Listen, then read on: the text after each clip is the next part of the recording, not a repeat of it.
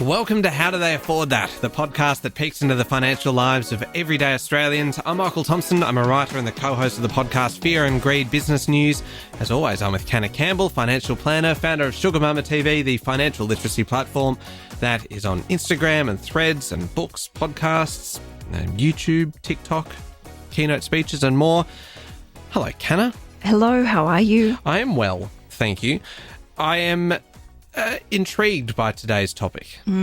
It's a one that you have been thinking a lot about lately, and quite deeply. Yes, as well. It's really impacted me, and it's really changed my mindset and the way that I want to talk about money in an evolved way, you could say. Oh, that sounds very kind of high level, but really, I mean, everyone's heard of the work-life balance. Right? This idea of kind of restoring some kind of order of working to live, not living to work, all that kind of thing. Remote and hybrid working has certainly helped with that. So today we're kind of starting with the idea of work-life balance and looking at how it applies to money in a way. Is there such a thing as finding a financial balance, a balance between all the different components of your life in terms of your money, your saving, your spending, paying down debt, kind of investing, all of these bits and pieces, getting them all working in harmony. In harmony. Great word. What is financial balance? Have I completely butchered it there, or was I roughly close? No, as you said, like it's something how do I explain this? Okay, so to go straight to the point, my idea of financial balance has changed and evolved. So I watched an interview recently with Jeff Bezos, and he was challenging the term of balance. And he suggested the idea of balance implies a trade-off or sacrifices. So you can't have too much of that because then you've got to go without that. Instead, what he explains in this particular interview is he sees it more as a work-life flow, where if you are fulfilled and growing at work, you are then more present and happy at home. So it's about moving in a state of harmony.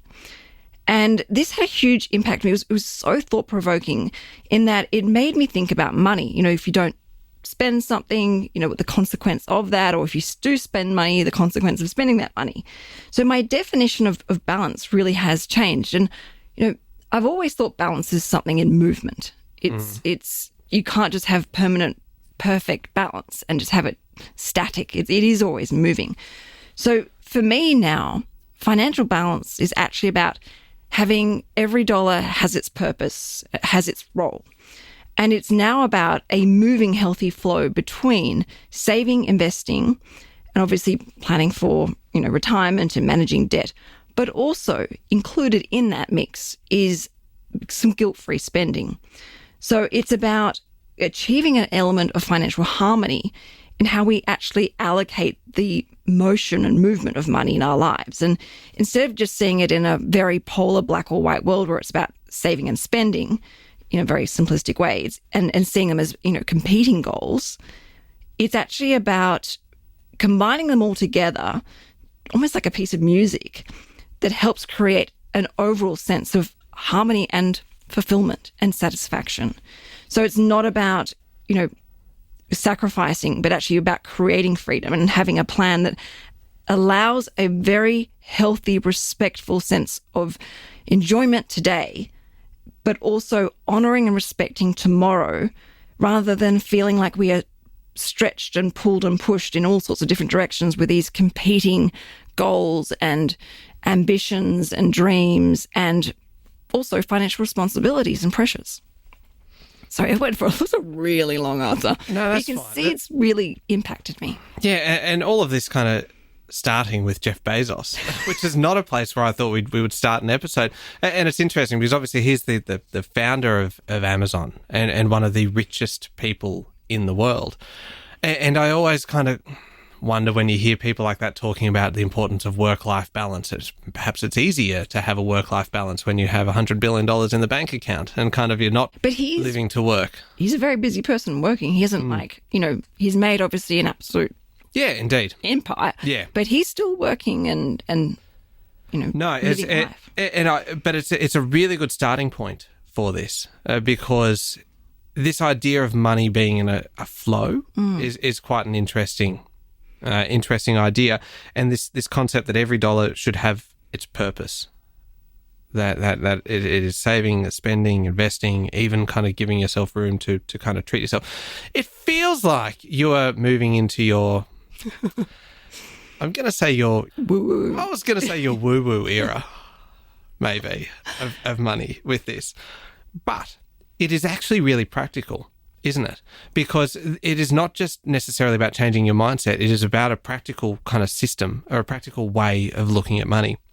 How do you figure out that? How do you figure out if you are in balance or whether you are like overweight on one particular aspect of money? Is it about stepping back and doing an audit of your finances, of what you are spending, what you are saving, what you are investing, how much debt you have, how you're paying that back, whether you are allowing yourself to have any fun with your money as well? Is it step back first and look at it? Step back and look at what's going on and explore and dissect and get in touch with how you are feeling. Mm-hmm. So, look at the spending habits and look at the debts that you have in your life and what savings you might have and any investments that you've built so far. And then ask yourself, where does this sit with your value system? How does this allocation of debts or savings, of investments even, how does that actually make you feel? And look to what actually makes you feel proud and smile inside. So you might think, when I look at my savings accounts, I feel good about myself. I feel strong. I feel resilient. So that is a great insight for you then to build upon and go, okay, well, that is actually something that I really value. It's really important to me. Maybe I need to look at channeling more of my focus to have that financial harmony, mm-hmm. to maybe prioritizing a little bit more my savings and what I can potentially do. And then obviously going back to the budget. So what I'm trying to say is it's the reflection that helps identify the areas that need some adjustments so that you have that mindfulness to make, the changes to your flow of money in your life so that you can actually feel, I guess, more connected and more purposeful and more realistic with the current situation you're in. I suppose without being too cynical about it, and I suppose that the part that kind of sticks in my craw, so to speak, with Jeff Bezos, is it feels like this kind of reflection is almost a luxury. That I might be wrong with that. Yeah, no, it feels like it can be a luxury if you have plenty of money. If you have the ability to actually kind of put money into, you know what, I really feel like I need to be putting more into the future and investing more, or be kind of spending more on me. I'm not appreciating money. That it's easy enough to say that if you have the money there to do that with. But if you are constantly financially stretched and every week you are just living from kind of paycheck to paycheck and you're just getting by, how can you apply this mindset to that? Great question. And you are, I think you're spot on. But also, I don't have squillions of dollars like Jeff Bezos. I think it's more of the mindset principle in that taking the pressure and stress that you're putting on your own shoulders to look at, okay, things are really tight right now. Mm-hmm. How can I find out what I value? So, for example, things might be, you might have lots of debts at the moment. That awareness that it creates, it goes, okay, all right, I don't value the debts in my life. I need that is a priority for me. Yeah.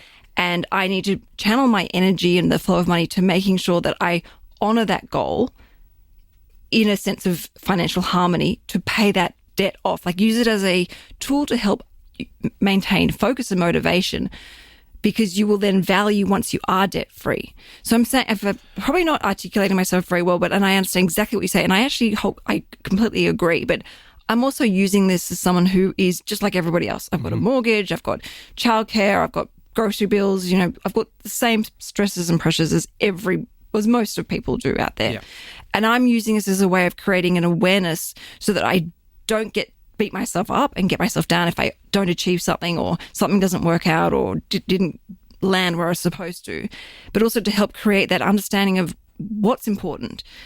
Where does my values sit in the whole story of harmony? Okay. And just completely understanding that it's not a war inside our bank accounts and our investment portfolios. It's about, and this is why I say the idea of, which is not Jeff's idea about the idea of movement, it's mine. I talked about an idea of a song. there are times in your life where debts are important being on top of, and that's, like you think about an orchestra, the brass might be the dominant sound in that particular piece of music. So that's the debts. You go, okay, well, all right now, the feeling of debt doesn't feel good. I need to honor that. I have that awareness now. I need to honor and respect it. And my financial flow goes towards that. And I'm committed to going through that piece of music until it fades out. And I can use what I've learned from that to then flow onto other things. But in the meantime, I have that awareness as to what I want as the next piece in the music. And I'm waving my hands around like a conductor. It does feel like you are conducting this flow of money right now. And that's something I think sometimes when you are motivated and you're ambitious and you've got this financial drive to build a great life for yourself, you can definitely paint yourself in a corner where you put so much stress and pressure on yourselves to achieve certain goals. And then if you fall short or that something happens and you don't even come close to achieving it, you can really beat yourself up. And this is just a bit of a mindset refresh to look at something from a different perspective and understand that there are different times of your life where, unfortunately, it is about debt and it is about getting back on top of that debt. But knowing that the song will change, the chorus will fade away and the next lyrics, part of the song will come up and you'll move on to the next part of your life, and understanding that nothing is set in stone. Things do move, things do achieve, but that connection to what you value, because, for example, I hate debt. We have a mortgage. I hate it.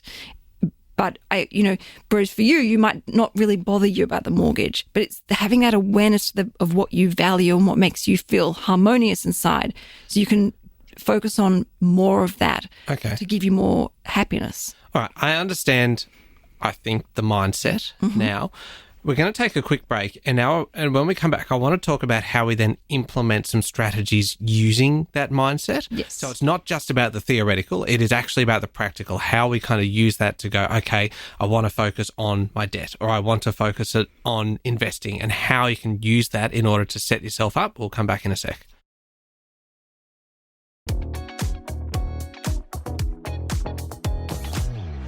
Canna, we are talking today about financial balance, and it is it's an alternative way of looking at money, isn't it? It is really about kind of the flow of money. And I initially thought when we were talking about it that it was about goal setting, that it was about setting these goals, but being open to the fact that you may get there different ways to what you intended, that it's not just go like 100% in the direction of this particular goal, that it might actually take you off in different directions, but you'll still get there eventually.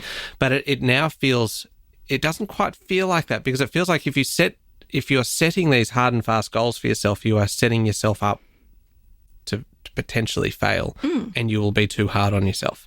Have I interpreted this correctly? It absolutely. And there's also an element, you could say, is almost surrendering, not giving up at all, but surrendering to the process and the journey. And obviously it means still doing your best and trying, but just taking that pressure off yourself and to stop thinking that I can't buy that because, I've got to do this. Like, it's making peace within yourself to allow things within a mindful, respectful way, of course.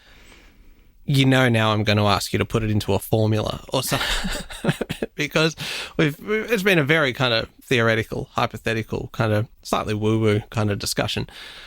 How do we put it into practice? Because we've talked in the past about financial priorities, about kind of whether you pay down your debt first, or whether you kind of start investing, or whether you are focusing on the mortgage, or whether you're focusing on getting just the household budget under control.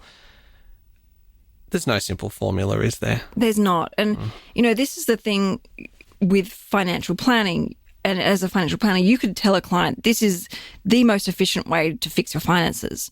But you've really got to respect that money doesn't work like this. And this is kind of what Jeff Bezos is saying. A client might say to you, look, I actually don't really care about the mortgage. Yes, it will come down. It will come down, within the bank's terms and conditions. I actually value being able to take my family on a holiday once a year, or being able to work part-time. That's that awareness to what that person's values are.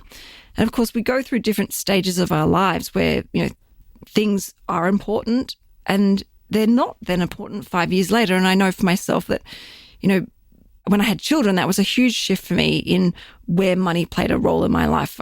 It was more about security and stability rather than that ambition of building wealth. So is it about then aligning money to your values, but understanding that your values change? Yes, absolutely. Okay. As I said, nothing is set in stone, and it's really important to, the best relationship you could ever have is with yourself. Yeah. So this includes that understanding of where money fits in and what money represents to you in your life. Does it represent stability? Does it represent freedom? Does it represent independence, luxury?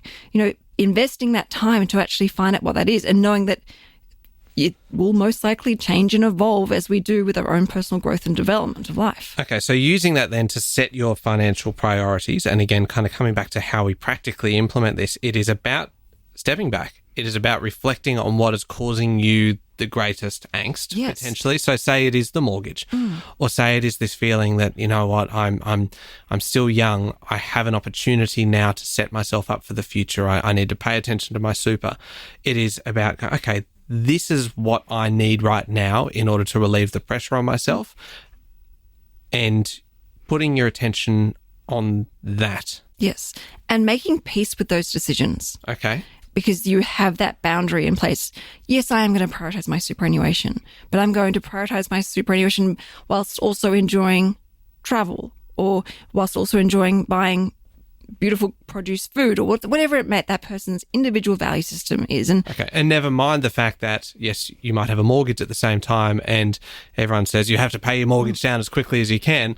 That doesn't necessarily apply to you because it doesn't align with your values. Exactly. It's like the people who would prefer to take the scenic route and enjoy the journey, rather than the other person who values getting to their destination in the fastest, most efficient way possible, but they're happy to pay the tolls and go on the motorway.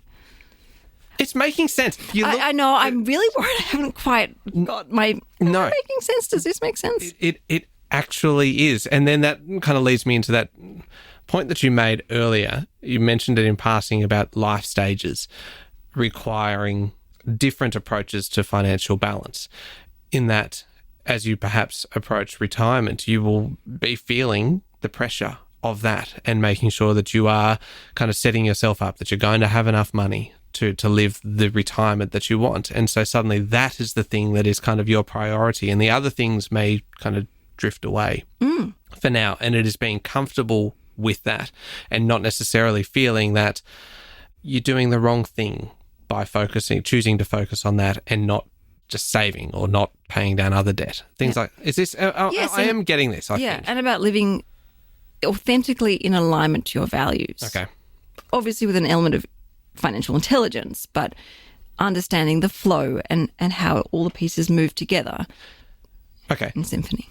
In symphony. I like this.